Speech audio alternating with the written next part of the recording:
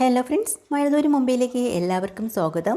അങ്ങനെ മാമച്ചനും ഗ്രേസമ്മയും കൂടെ തീരുമാനിക്കുന്നുണ്ട് നമുക്ക് ചിന്നക്കുട്ടിയെ ദത്തെടുത്താലോ എന്ന്. കാര്യം അവിടെ ചെന്ന് കണ്ടപ്പോൾ തന്നെ അവരുടെ ബന്ധുക്കളുമായി സാമ്യമുള്ള എന്തോ ഒരു മുഖം ആ കൊച്ചിനുണ്ടെന്ന് അവർ ചിന്തിക്കാട്ടോ. മാമച്ചനും പറയുന്നുണ്ട്, ശരിയാണ് ഗ്രേസമ്മ, നീ പറഞ്ഞത് എന്ത് രസമാണ് ആ കൊച്ചിൻ്റെ മുഖം കാണാനായിട്ട്.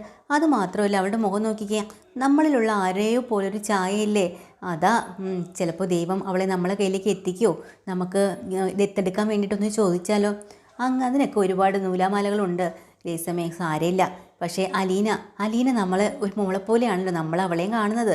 അപ്പോൾ അലീനയ്ക്ക് അറിയാമല്ലോ ചിന്നക്കുട്ടി എന്താന്ന്. അപ്പോൾ ചിന്നക്കുട്ടി അവിടെ കൊണ്ടാക്കിയതും അലീനയാണല്ലോ. അപ്പോൾ അലീന വിചാരിച്ചാൽ നമുക്ക് അവളെ എങ്ങനെയെങ്കിലും ദത്തെടുക്കാൻ പറ്റുമായിരിക്കും. വഴിയെ നമുക്ക് നോക്കാം. തൽക്കാലം ഇപ്പം അലീന പോകാൻ നിൽക്കുകയല്ലേ, അവരുടെ കാര്യങ്ങൾ നമുക്ക് നോക്കാം. എന്നിട്ട് നേരെ മുറിയിലേക്ക് ചെല്ലാം. ഈ സമയത്ത് അവർ രണ്ടുപേരും കൂടെ അവിടെ ചെയ്യുന്ന പണി എന്താണെന്ന് വെച്ചാൽ, ഗ്രേസമ്മയുടെ മകൻ്റെ ഒരു പെങ്കൊച്ചിൻ്റെ ആയിട്ടുള്ള ഫോട്ടോസൊക്കെ ഉള്ള ഒരു ആൽബം അവിടെ ഉണ്ടായിരുന്നല്ലോ ആ മുറിക്കകത്ത്. അതിനെ നമ്മുടെ രേവതിക്കുട്ടി എടുത്ത് സ്വന്തം മുറിയിൽ കൊണ്ട് വെച്ചിട്ടുണ്ട്. അവരുടെ പ്രണയരംഗങ്ങളൊക്കെ ഉള്ള ഒരു ഫോട്ടോസാണ്. അപ്പോൾ ഇടയ്ക്കിടയ്ക്കൊന്ന് നോക്കാമല്ലോ എന്ന് വെച്ചിട്ട് കൊണ്ട് വെച്ചേക്കുന്നതാണ്. അതെടുത്ത് അലീനയ്ക്ക് കാണിച്ചു കൊടുക്കാൻ കേട്ടോ. അപ്പോൾ അലീനയ്ക്ക് നല്ല സങ്കടമാവുന്നുണ്ട്. കാരണം അതിൽ കാണുമ്പോൾ തന്നെ അറിയാം രണ്ടുപേരും എത്രത്തോളം സ്നേഹിച്ചിരുന്നെന്ന്. ഇപ്പോൾ രേവതിക്കുട്ടി പറയുകയാണ്, അലീന ചേച്ചിയും ഇവരുടെ കല്യാണമൊക്കെ ഉറപ്പിക്കലൊക്കെ ആയിരുന്നു. പിന്നെ മനസ്സമ്മതത്തിൻ്റെ 2 ദിവസത്തിന് മുന്നിലാണ് ഈ ആക്സിഡൻറ്റ് സംഭവിച്ചത്. എത്രമാത്രം സങ്കടപ്പെട്ടിട്ടുണ്ടാവും. അവർ ഒരുമിക്കാൻ എത്ര ആഗ്രഹിച്ചതാ, എന്നിട്ടും ദൈവം അവരെ വേർപെടുത്തിയില്ലേ. അങ്ങനെ ആ കാര്യങ്ങളൊക്കെ സംസാരിച്ചുകൊണ്ട് നിൽക്കുന്നുണ്ടോ. അപ്പോൾ ആ കൊച്ച് രണ്ടാമത് വിവാഹം കഴിഞ്ഞോ എന്നൊരു സംശയം അലീന ചോദിക്കുകയാണ് കേട്ടോ. അറിയില്ല, ഇപ്പം തന്നെ 4 വർഷം ആയില്ലേ. 4 വർഷത്തിനിടയ്ക്ക് ചിലപ്പം വിവാഹം കഴിഞ്ഞിട്ടുണ്ടാവാം. പക്ഷേ ഇവരെ ആരെയും അറിയിച്ചില്ലെന്നാണ് അവർ പറഞ്ഞത്. അവർക്കൊന്നും ആ കൊച്ചിനെക്കുറിച്ചൊരു അറിവുമില്ല. അപ്പോഴാണ് ഗ്രേസമ്മയും മാമച്ചനും കൂടെ വന്ന് കയറുന്നത്. എടി കൊച്ചുങ്ങളെ, ഞങ്ങൾ വന്നിട്ട് കുറേ നേരമായി, നിങ്ങളെന്തേ അറിഞ്ഞില്ലേ? അയ്യോ, ഞങ്ങൾ അറിഞ്ഞില്ലല്ലോ എന്ന് രേവതി. ഇതിനകത്ത് എന്തെടുക്കായിരുന്നു രണ്ടുപേരും കൂടെ? ഞങ്ങൾ ഓരോ കാര്യങ്ങൾ പറഞ്ഞിരിക്കുകയായിരുന്നു. ശരി, എന്നാൽ ഒരു കാര്യം ചെയ്യും, നിങ്ങളിവിടെ ഇരുന്നോ, ഞങ്ങളൊന്ന് പുറത്ത് പോയിട്ട് വരാം. ഞങ്ങളെ കൂടെ കൊണ്ടുപോകും. വേണ്ട, നിങ്ങൾക്ക് കഴിക്കാനുള്ള ഭക്ഷണമൊക്കെ വാങ്ങി വരാം. അങ്ങനെ അവർ കഴിക്കാനുള്ള ഭക്ഷണവും ഒക്കെ വാങ്ങിച്ചിട്ട് തിരിച്ച് വരുന്നുണ്ട് കേട്ടോ. വന്നിട്ട് കുറച്ച് ഒരു കവറൊക്കെ എടുത്ത് മാമച്ചൻ അലീനയുടെ കയ്യിലേക്ക് നീട്ടുന്നുണ്ട്. അലീന അതെന്താ, ഇത് രേവതിക്കുള്ളതല്ലേ എന്ന് ചോദിക്കുമ്പോൾ, രേവതിക്ക് ഞങ്ങൾ വേറെ വാങ്ങിക്കൊടുക്കുന്നുണ്ട്. ഇപ്പോൾ രേവതിക്കുള്ളതല്ല, ഇത് നിനക്ക് വേണ്ടിയിട്ടുള്ളത് അലീനെ, നീ ഇത് വാങ്ങിക്കൂ എന്ന് പറയുമ്പോൾ അലീനയുടെ കണ്ണങ്ങ് നിറഞ്ഞു പോവാ കേട്ടോ. അലീനയ്ക്ക് വാങ്ങിക്കൊടുക്കാൻ ആരും ഇല്ലല്ലോ. ഇതിപ്പോൾ സ്വന്തം അച്ഛനും അമ്മയും പോലെ 2 പേര് നോക്കുന്നത് കാണുമ്പോൾ അലീനയ്ക്ക് സങ്കടം സഹിക്കാനായില്ല, കരയാണ്. എന്നിട്ട് പറയാം, ഇതിപ്പോൾ ഞാൻ സത്യം പറഞ്ഞാൽ എനിക്ക് വാങ്ങിത്തരാൻ ആരുമില്ല, നിങ്ങളിത് വാങ്ങിത്തന്നപ്പോൾ എനിക്ക് ഒരുപാട് സന്തോഷമായി എന്ന് പറയുന്നുണ്ട്. നിങ്ങൾ എന്തായാലും താഴേക്ക് വാ കഴിക്കാനായിട്ട്.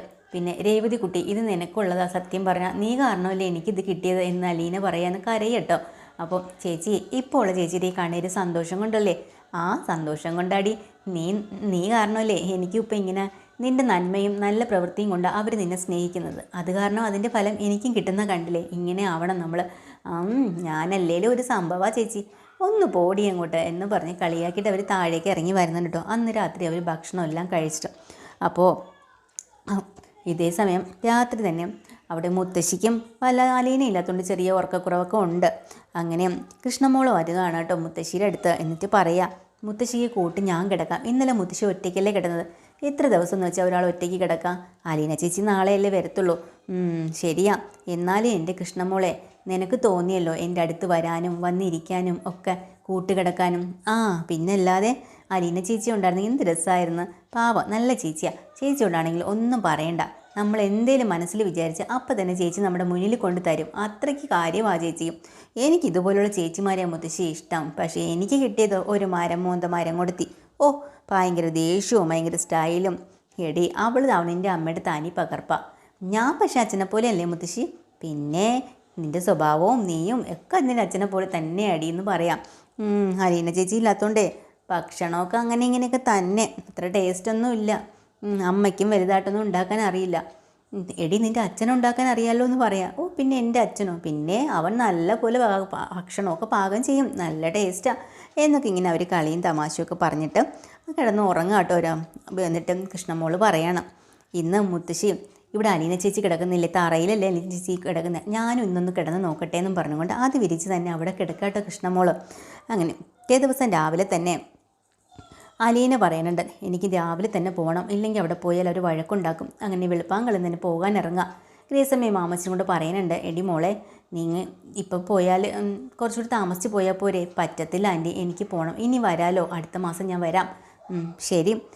എന്നാൽ പിന്നെ മാമച്ച ഇവളെ കൊണ്ട് ബസ് സ്റ്റോപ്പിൽ വിട്ടുകൊടുക്കാമോ എന്ന് പറഞ്ഞ് പോകുമ്പോൾ അലീന പറയാം, എൻ്റെ സ്വന്തക്കാരുടെ വീട്ടിൽ വന്നിട്ട് അവർ തരുന്നത് വാങ്ങി ഞാൻ പോവില്ലേ? അതേ ഒരു ഫീലിംഗാണ് എനിക്കിവിടെ വരുമ്പോൾ. എനിക്ക് സന്തോഷമായി. എൻ്റെ രേവതിയെ അന്ന് നിങ്ങൾ വന്ന് ദത്തെടുത്ത് എഗ്രിമെൻ്റെല്ലാം ഒപ്പിട്ട് ഇവിടെ ജോലിക്കാരിയായിട്ട് കൊണ്ടുവന്നില്ലേ? ഞാനല്ലേ അവളെ ഇവിടെ കൊണ്ടാക്കിയത്. അപ്പോൾ എനിക്ക് ഭയങ്കര വിഷമമായിരുന്നു ഉള്ളിൽ, നിങ്ങൾ അവളെ ദ്രോഹിക്കോ ഉപദ്രവിക്കോ വഴക്ക് പറയുമോ എന്നൊക്കെ. പക്ഷേ ഇന്ന് ഇവിടുന്ന് പോകുമ്പോൾ എൻ്റെ മനസ്സ് നിറഞ്ഞാൽ ഞാൻ പോകുന്നത്. എത്ര സ്നേഹത്തോടെയാണ് നിങ്ങൾ, അവൾക്കൊരു അച്ഛനെയും അമ്മയാണ് കിട്ടിയിരിക്കുന്നത് എന്നൊക്കെ പറഞ്ഞേട്ടോ. ശരി, എന്നാൽ ഞാൻ ഇറങ്ങാമെന്ന് പറഞ്ഞ് അങ്ങനെ രേവതി അവിടെ നിന്ന് ഇറങ്ങാട്ടോ. വീട്ടിൽ അവിടെ ഓട്ടോയിലാണ് ചെന്ന് ഇറങ്ങുന്നത് കേട്ടോ, വെപ്രാളം പിടിച്ചിട്ട്.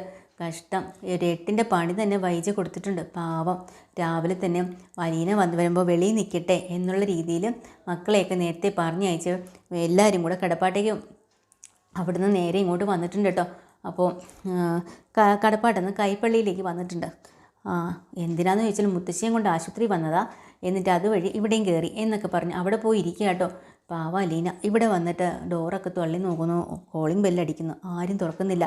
അയ്യോ, ആകെ ടെൻഷനായി. ഇനി പുറത്ത് നിൽക്കേണ്ടി വരുമല്ലോ. അങ്ങനെ വൈജയാണെങ്കിൽ ഫോൺ വരെ സ്വിച്ച് ഓഫ് ആക്കി വെച്ചിട്ടുണ്ട്, ദുഷ്ട. പക്ഷേ അമ്മ പറയാണ്, എടി ആ പെങ്കൊച്ച് വന്നാൽ വെളിയിൽ നിൽക്കത്തില്ലേ, ഒറ്റയ്ക്ക് നിൽക്കില്ലേ? അപ്പോൾ വൈജയം നീ എന്ത് പണിയായി കാണിച്ചത്? ഇങ്ങനെയൊക്കെ ചെയ്യാമോ, ശരിയാണോ എന്നൊക്കെ ചോദിക്കാട്ടോ.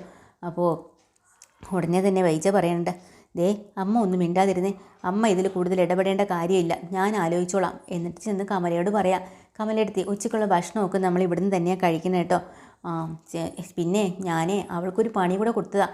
അവളോട് ഇന്നലെ വരാൻ പറഞ്ഞപ്പോൾ അവൾ ഇന്നലെ വന്നില്ല, ഇന്ന് രാവിലെ എത്തിക്കൊള്ളാമെന്ന് പറഞ്ഞു. അങ്ങനെയെങ്കിൽ പിന്നെ അവളെ സൗകര്യത്തിന് അങ്ങ് നിന്ന് കൊടുക്കാൻ പറ്റുമോ? എൻ്റെ സൗകര്യത്തിന് അവൾ നിന്നാൽ മതി, അവൾ അവിടെ വെളിയിൽ നിൽക്കട്ടെ. ഞാനൊരു പണി കൊടുത്തതാണ്, അതുകൊണ്ട് രാവിലെ ഇങ്ങോട്ട് വന്നാൽ. കമലയെടുത്തേക്ക് എന്തെങ്കിലും ബുദ്ധിമുട്ടുണ്ടോ? ഒരു ബുദ്ധിമുട്ടുമില്ല. പിന്നെ കറികളൊക്കെ ഉണ്ടാക്കി എല്ലാവർക്കും ഞാൻ ഭക്ഷണമൊക്കെ വിളമ്പാന്നും പറഞ്ഞിട്ട് അവിടെ നിൽക്കട്ടോ. പാവം അലീന കുറേ വൈജയെ വിളിക്കുന്നുണ്ട്. വൈജയുടെ ഫോണാണെങ്കിൽ സ്വിച്ച് ഓഫാണ്. അങ്ങനെ ബാലചന്ദ്രനെ വിളിക്കണം കേട്ടോ. അവസാനം ബാലചന്ദ്രൻ ഫോൺ എടുക്കുകയാണ്. എപ്പിസോഡ് തീരാട്ടോ. പുതിയൊരു എപ്പിസോഡ് വീണ്ടും വരാം. ചാനൽ ഇഷ്ടമായി ലൈക്ക് ചെയ്യുക, ഷെയർ ചെയ്യുക, സബ്സ്ക്രൈബ് ചെയ്യുക. Thank you.